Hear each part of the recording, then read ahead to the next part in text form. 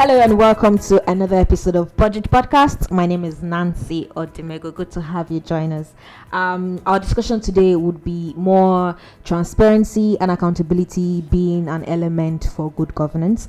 And leading the conversation, I have the acting head, media and communication at BudgIT, Iyanoluwa Fatoba. Hello, Iyano. Hi Nancy, how are you? Fine, thank you. So good to have you. So good to be here, thanks. I also have Viola Kwaga, Senior Research and Policy Analyst. Hi, V. Hi Nancy, how's it going? It's going well. How are you doing? Very well, thanks for having me. Thank you for joining us.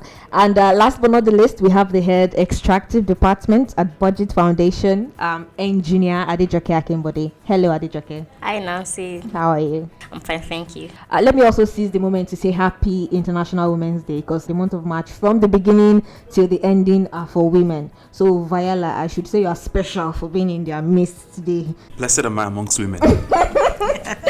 Okay, so public procurement and open contracting at the subnational level.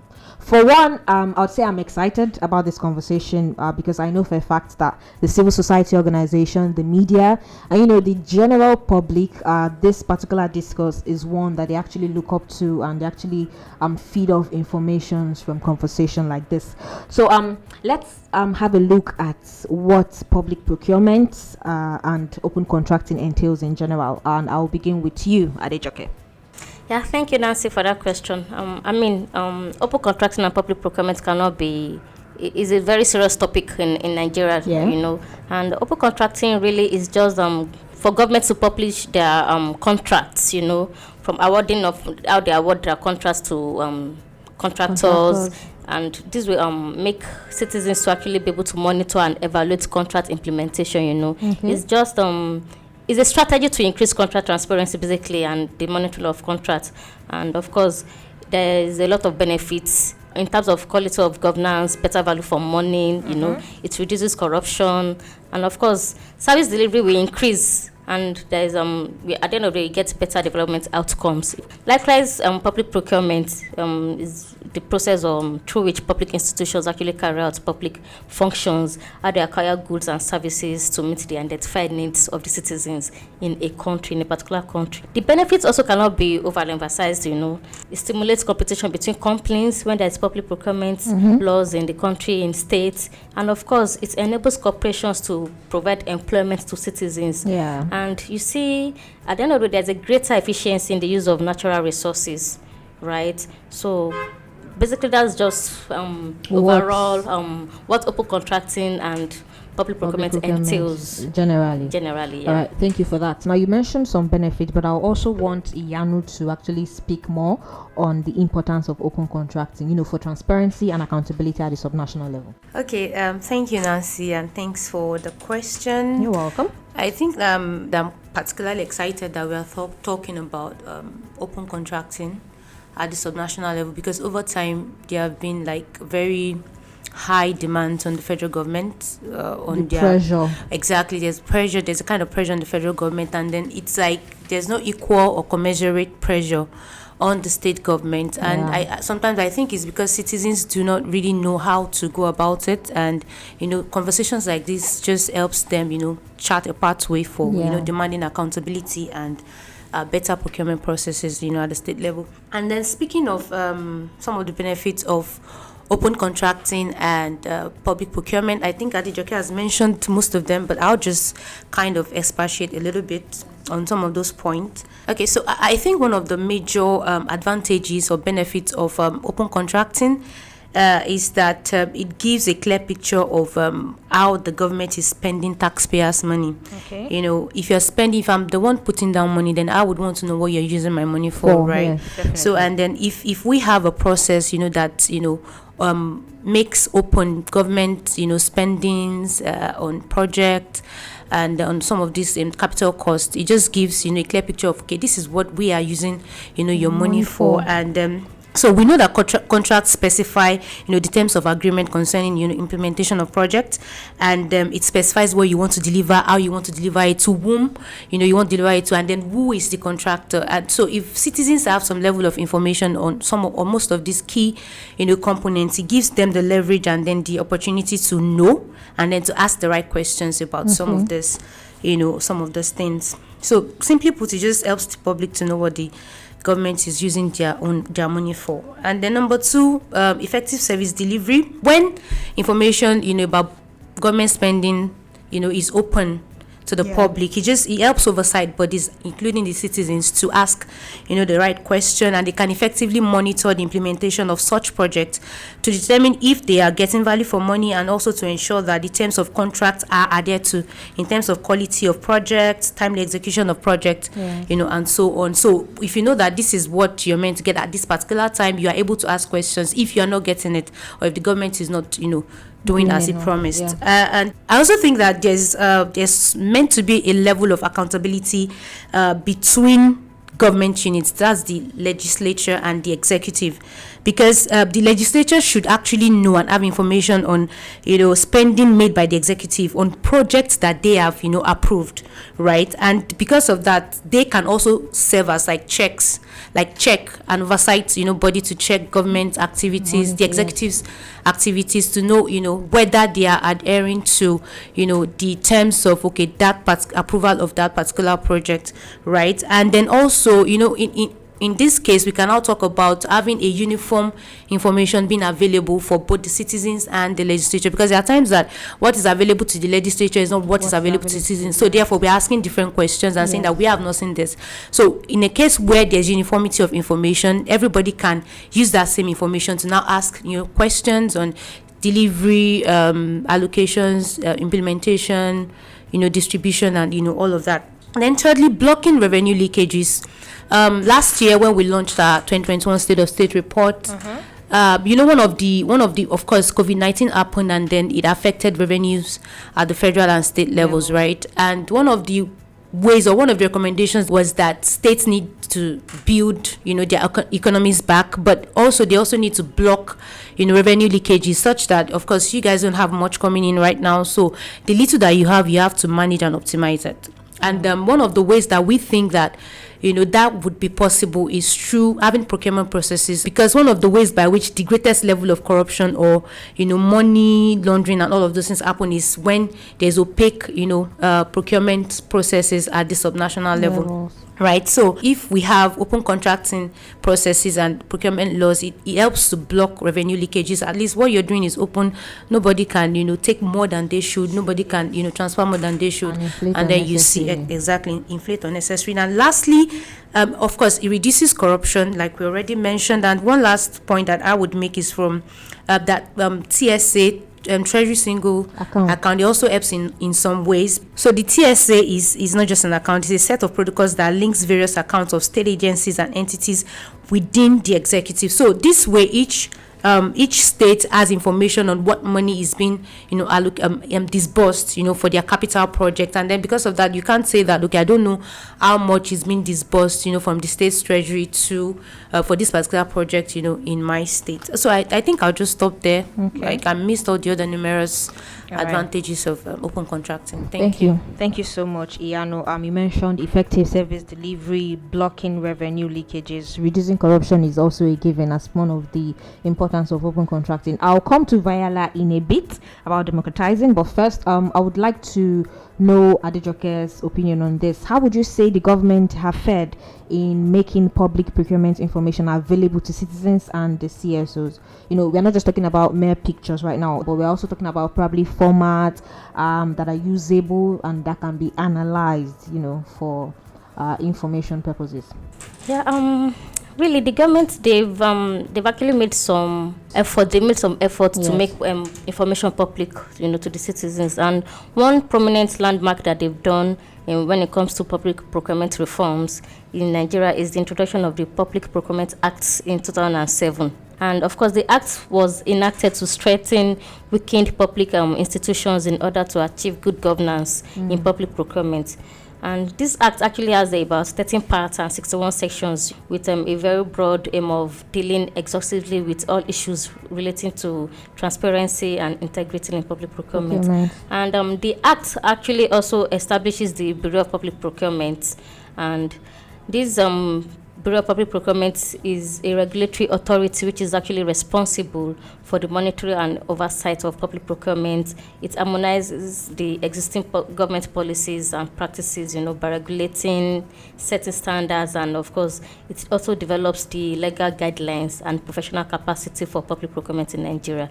And of course, if you see, apart from at the federal level, we also have states. At the state level to subnational level, they have the Bureau of Public Procurement. Yes. Right. And another thing that the Public Procurement Act actually requires the Bureau of Public Procurement to do is to establish a single internet portal that actually serves as the primary and definitive source of all information on government procurement. So they actually call this portal the National Open Contracting Portal, NOCOPO.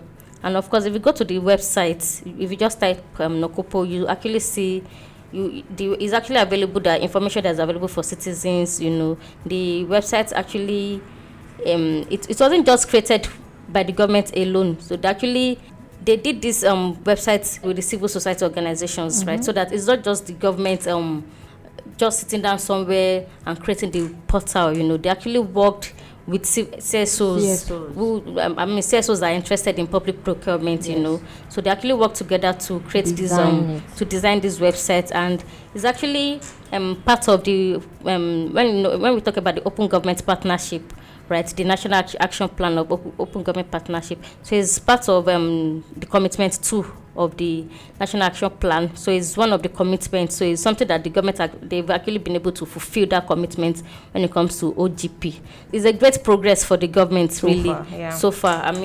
And this portal, it increases disclosure of procurement information to stakeholders. Anybody can actually go to this website to, get information on public government procurement, And another thing that the government actually did again is the Open Treasury Portal, right? And this was also, it was actually designed by the federal government to provide public access to government spending. So the government spending data is actually available on this Open Treasury Portal. Okay.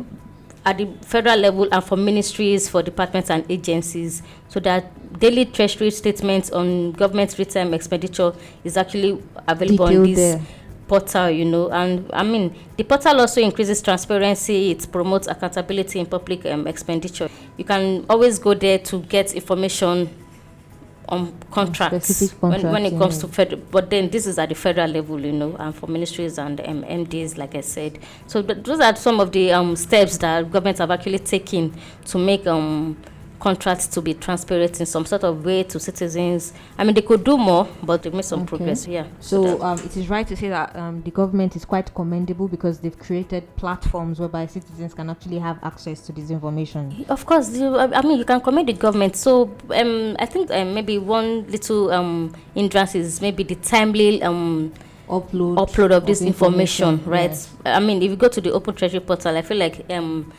they don't upload information on time, but at least you can still go there and you still get some information to what you need, So we are a step in the right direction. That's a great step for the government, but they could do better. Thank you so much, Adejoke. So regarding democratizing public procurement, Viola, democratizing it for citizens, what effort have states made so far? Thanks for that question, Nancy.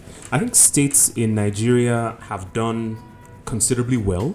As at 2021, according to information available to us from the World Bank, about 26 states have passed public procurement laws. However, passing a law is more than just passing a law. What are you passing that law for? How do those laws interface with democracy? Why should public procurement be democratized? So the idea is that the more citizens know, the more they can hold government to account, or the better they can hold government to account, the better they can provide monitoring and oversight and really engage with the government to improve the quality of governance. Passing an open contracting or procurement law is the work of government, but ensuring that citizens have access to that information and ensuring that they can use it and ensuring that they can provide a level of accountability is an issue of governance. So democratizing this information will improve the governance profiles of the various states.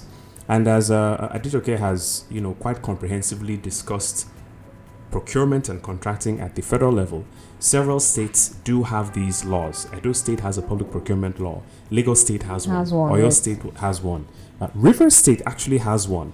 However, there is some conflict between the operationalization of that law and its existence as a legal document. So River State has passed a law, but according to SIFTA's guidelines, according to SIFTA's methodology, it is not in the right format. The SIFTA's guidelines specify certain characteristics for these procurement laws. They prescribe certain modes in which these laws have to operate.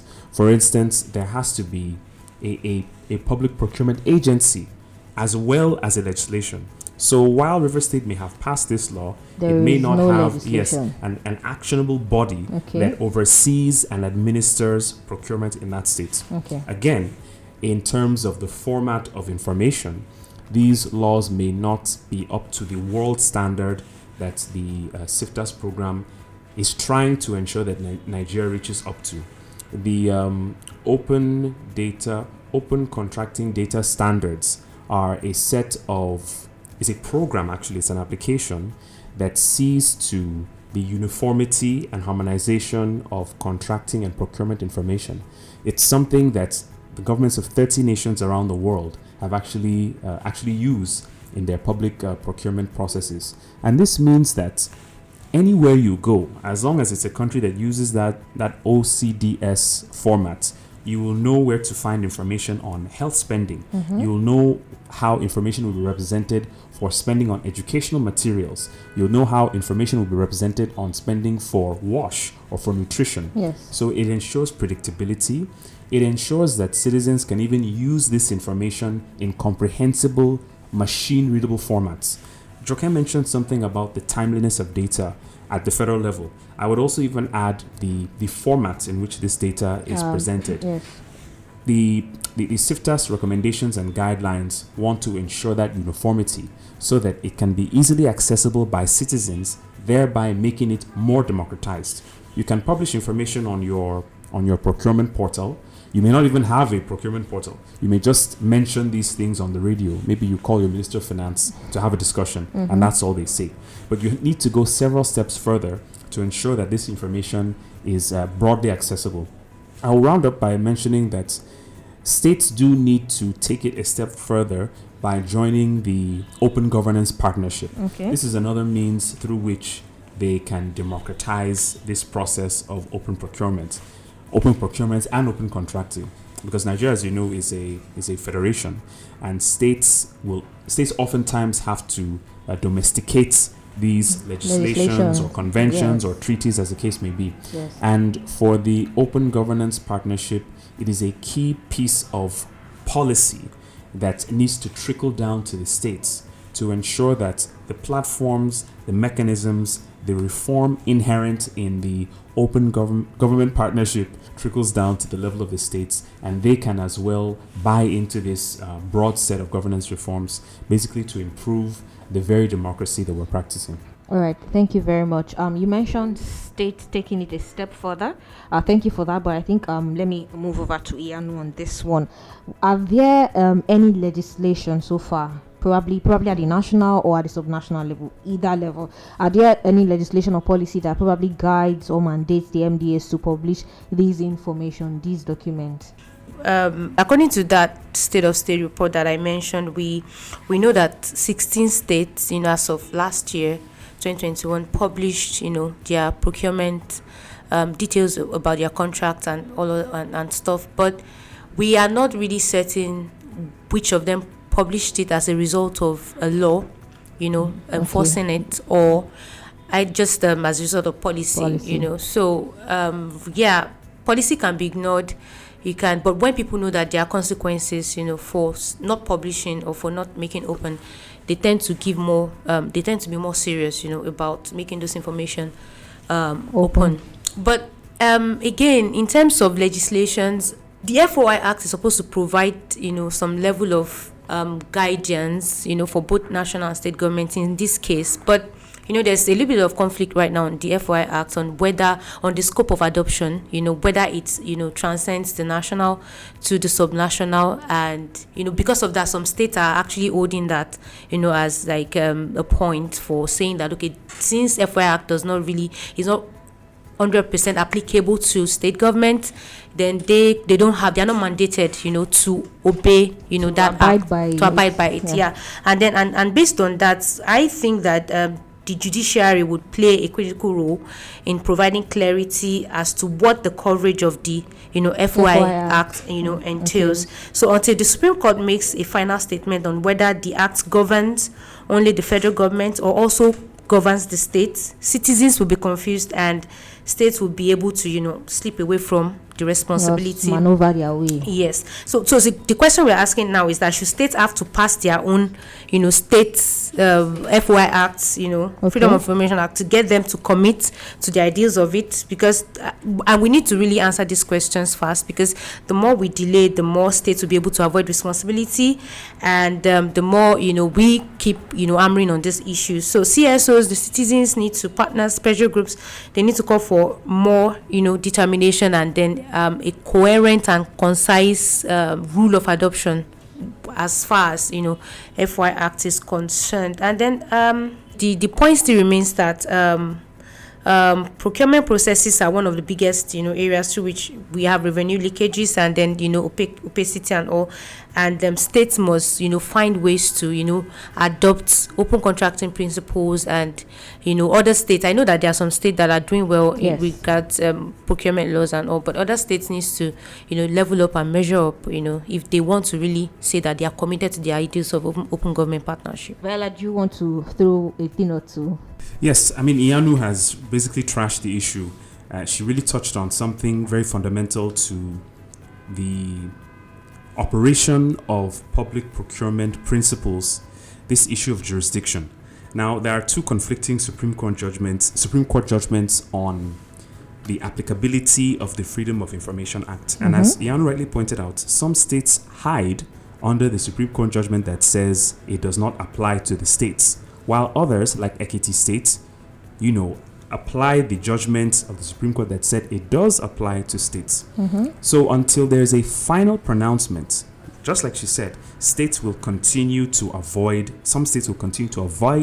these judgments for their own benefit, because there is a lot of revenue to be siphoned away when the process is not transparent. There are lots of inefficiencies that can be used as conduits to take state monies away because of these, the inability of states or the unwillingness of states to really sign on to to accept the jurisdiction of the FOI Act. However, state judiciaries and civil society organizations and even, public interest litigation at the level of the states should also take the initiative to actually ask the court to determine, what is the legality of this law, and do we need a state law? How should we go about doing it, and what have you? All right.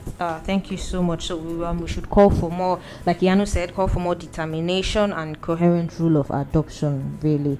Okay, thank you. So let's talk about civil society involvement and their contribution to open contracting.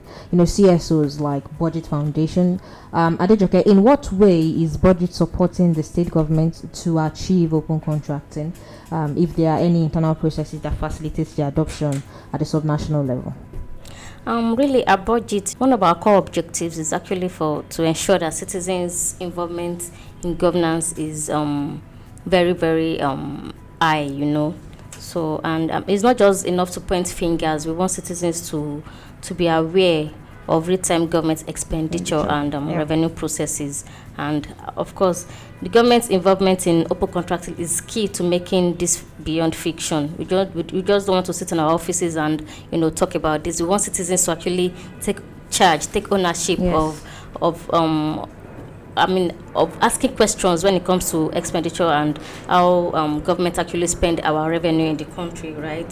So open contracting, like I said, and transparency in public procurement have actually proven to be cost effective, and of course it also reinforces the government's commitment to combat corruption and at the same time it increases government integrity. So one thing we do at BudgIT is to advocate for state governments to adopt open contracting through the Open Government Partnership. And of course, this multilateral initiative actually aims to secure concrete commitment from national and subnational governments. It's to promote open government, it empowers the citizens, fights corruption, and of course, it harnesses new technologies to strengthen governance. So, for example, about 2 weeks ago, in Akwa Ibom State, there was one document that we worked on, last year on subnational open contracting, and we realized, focusing on just 5 states, and Akwa Ibom State was, of course, one of these states, and we realized that despite that the state actually has a procurement law, so they don't really publish their contracts for citizens to access them online. So when we saw this, we were like, okay, can we just go to Akwa Ibom State to preach open government partnership and open contracting to the state government? So just about 2 weeks ago, the team, we were in Akwa Ibom State. We met with the Executive Secretary of the Bureau of Public Procurement in Akwa Ibom State. We met with the Commissioner for Finance, just to discuss how the state can actually embrace open government partnership. And I mean, if the state can actually embrace open government partnership, it will actually enhance contract transparency, because OGP has a lot of stuff that will make it very easy for the state to be able to be open, to be transparent for its citizens. So that's one thing we do. We do these advocacy visits to states that we know that, okay, probably maybe there's some states that don't even have procurement laws. So, and some have it, like I said, Akwa Ibom State actually have procurement laws, but they don't publish their contracts online. So advocacy visits is one thing we do, and of course we see a lot of states, signing MOU with us to help them out. Okay, how do they even adopt? How can they adopt OGP?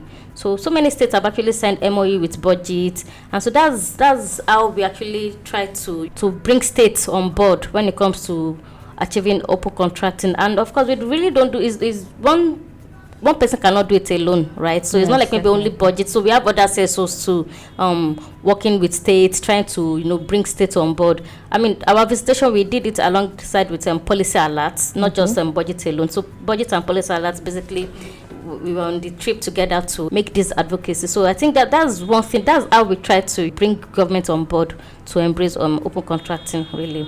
Just talk to them, make them see reasons why this is actually important, why it's actually going to even help their own, the way they actually, it will reduce their work, make their work easier for them, really. Well, it's commendable the work BudgIT is doing to ensure open contracting at the subnational level. Thank you so much, Adejoke.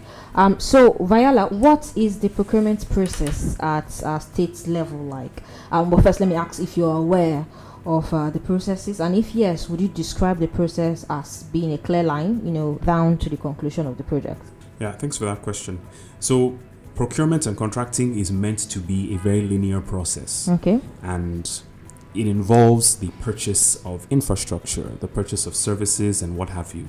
So a department, a ministry, or an agency in a state has plans to carry out an infrastructure project or purchase equipment or the like.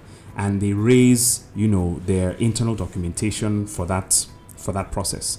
They ask for money from the treasury. They put out bids. They get responses to, or rather, they put out an invitation for bids. They get responses to those invitations. There's a tender made. Contracts are approved, and the execution is begun, and then the whole process is finished, and then there's an audit. So there should be sequential logical steps that anybody can follow at any point. The question of whether states have clear lines of procurement laws is difficult to answer because, like Adejoke mentioned, not all states even have procurement laws. And like I mentioned in my previous comments, some states have procurement laws, like Rivers State, for example, that is only 11 pages long. And it has been queried by the SIFTAS program as lacking in some fundamental aspects. Okay. So Joke ended her points by saying that we talk to governments, we have conversations with them.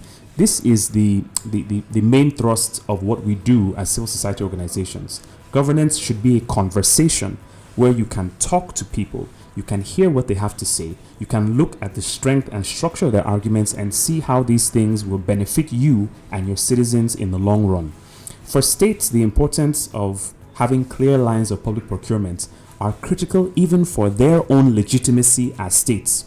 A lot of states are of the view that civil society organizations want to tarnish their image, that they call out their problems, they call out their misdeeds, but they don't realize that where they are able to carry out their functions effectively, these same civil society organizations will say these messages to the rooftops. Now, an example of the framework for measuring whether or not states have clear public procurement processes is looking at the CIFTAS guidelines.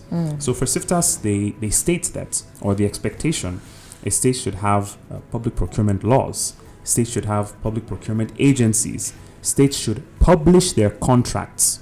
States should not just publish those contracts, but they should also publish them in specific formats, the open contracting data standard format, that ensures that these items, these subheads are put in formats that anyone from any state in Nigeria can understand and access. And someone in India, for example, I don't know whether India has signed up to the OCDS standard, but a country that has signed up can come to Nigeria, look at our information, and make an inference, and make a suggestion, and make a recommendation. So states that have done relatively well are states that have clear lines from the point of initiation to the point of completion of that contract or that infrastructure project. And not just clear lines, but going back to the previous question you asked me, how much democracy is involved in this process. So how much of this information is on a website that is accessible by anybody with an internet connection. So it's one thing to have fancy laws. It's another thing for you to have a sophisticated agency. But how accessible is this information to the ordinary citizen with an internet connection?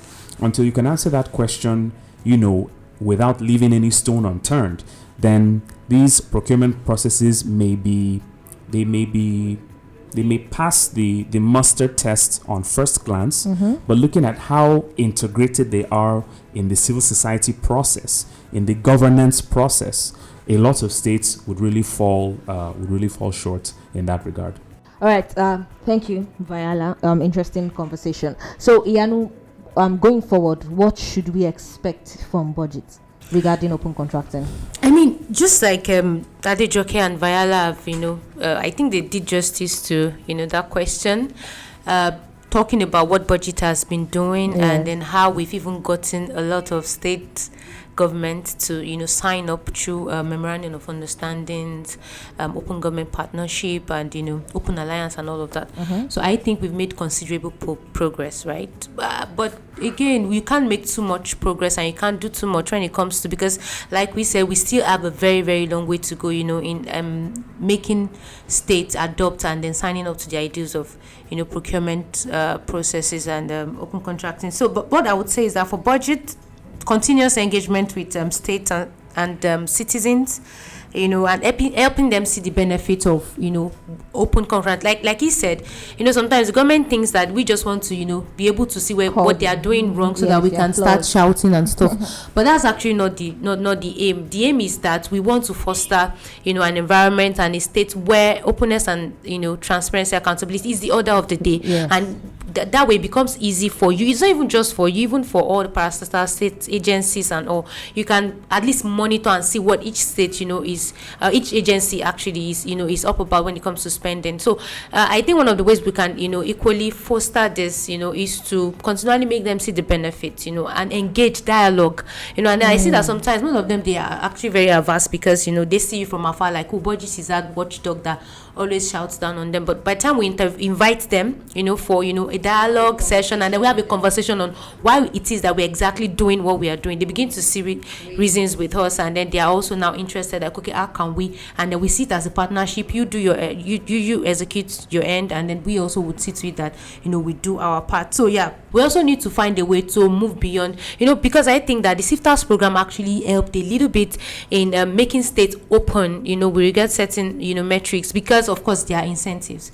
But the CIFTAS program is going to come to an end this year, right? And at some point, you know, and then that becomes a question of when the program ends, are states going to continue or sustain these processes? Yes. So we need to move beyond incentivizing some of these things into, you know, making them standard processes that whether there's incentive or whether there are incentives or not, states are willing to always, open their books and then publish details of their spending. So, and that is also where, you know, dialoguing with other critical stakeholders also comes in place. Like, okay, you know, you guys have been doing well, but it doesn't even sound well that you guys now stop because if that has ended, it's not good on your state or your image. So how do we help you? What do you need from BudgIT? I know that we at some point we were developing citizens budget and then some simplified, information for, citizens to be able to understand and comprehend what the government is up to. And we can even take it further, help you with certain, if you think that BudgIT can come in, and help. But at the core of it, like I said, is engaging stakeholders, dialogue session to make them understand and see why what we're doing is important, and try to also aim for more partnership with some of the state governments in terms of signing contracts with them, MOUs, to also execute some of this. All right. Thank you so much, Viola. Do you have anything to add? I mean, Iyanu just took the words right out of my mouth. I have very little to say. I just want to paint a picture of the importance of open contracting. So it's one thing for you to make the bidding process open. It's another thing for citizens to know who exactly is involved, how much they are being paid, what are the obligations of both parties, what is the estimated date for these projects to end. Making this information public, making it available and accessible on websites, will even save the government money in monitoring these projects themselves, because there will be independent verification from citizens. Yes. And that makes your projects cheaper. That helps you to plug leakages. That makes the entire system of contracting much more efficient. There are expectations from the states, as Iyanu has rightly pointed out. There has been progress. I will say that as of 2019, I think only 14 or 17 states had public procurement laws. But as of 2021, there are now 26. That's a good number. I think that's a remarkable achievement, and I really give kudos to the SIFTAS team and all the civil society organizations that have been involved. But like Iyanu said, there's going to be a lot of expectation on the part of state governments moving forward. We are going into an election year. Some governors are not returning. Yes. Some states will have by-elections. Yes. Some states will have new governors. What kind of legacy are these governors going to create for generations to come? What will be the nature of governance at the subnational level?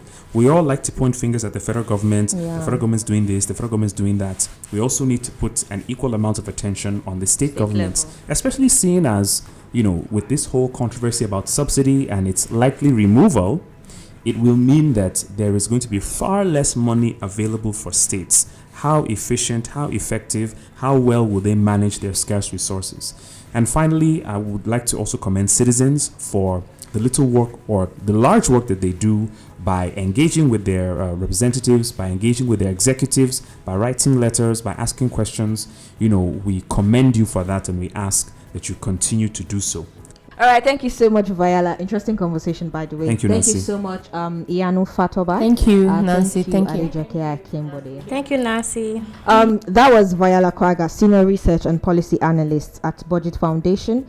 The acting head, Media, Communication and Creative, Iyanu Fatoba.